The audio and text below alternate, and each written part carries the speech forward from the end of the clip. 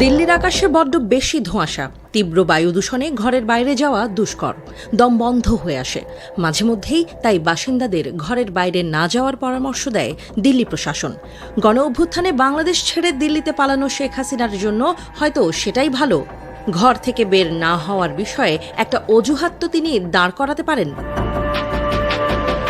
দিল্লির আকাশের মতোই হাসিনার ভাগ্যের অবস্থাও গুমোট। তিনি 1.5 হাত সামনে কি আছে তাও দেখতে পান না। মিত্র ভারত তাকে দিল্লিতে আশ্রয় দিলেও মাথার উপর ঘুরছে নানা বিধিনিষেধ। বাইরে তার বের হওয়া হয়তো নিষিদ্ধই একরকম, সেই সাথে ফেসবুক লাইভেও মুখ দেখানোও মানা হয়তো।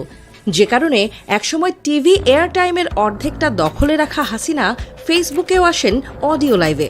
কণ্ঠ তার শোনা গেলেও নামটা থাকে গোপন। নেত্রী বলে একসময় যারা মুখে ফেনা তুলত, তারা এখন হাসিনাকে এড়িয়ে চলছেন।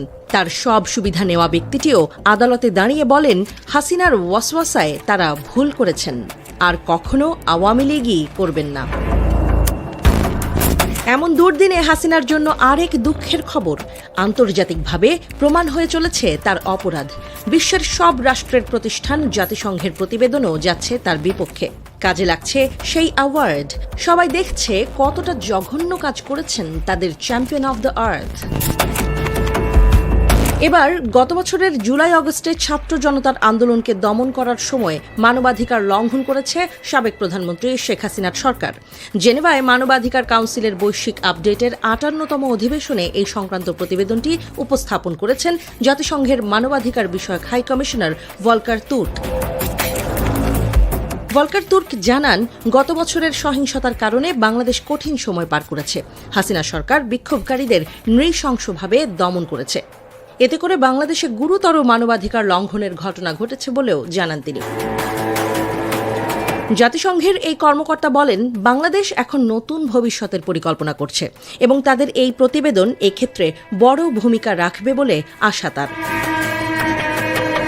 এর আগে গত 12ই ফেব্রুয়ারি জুলাই গণ অভ্যুত্থানে বাংলাদেশে সংঘটিত মানবাধিকার লঙ্ঘনের তদন্ত প্রতিবেদন প্রকাশ করে জাতিসংঘের তদন্ত কমিশন।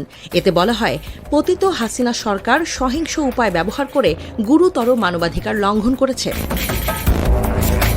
জাতিসংঘের এই প্রতিবেদনে হাসিনার রাজনৈতিক ক্যারিয়ারে শেষ পেরেকটা ঠুকে দেওয়া হয়েছে। তার দেশে ফেরাও পড়েছে চির অনিশ্চয়তার মুখে।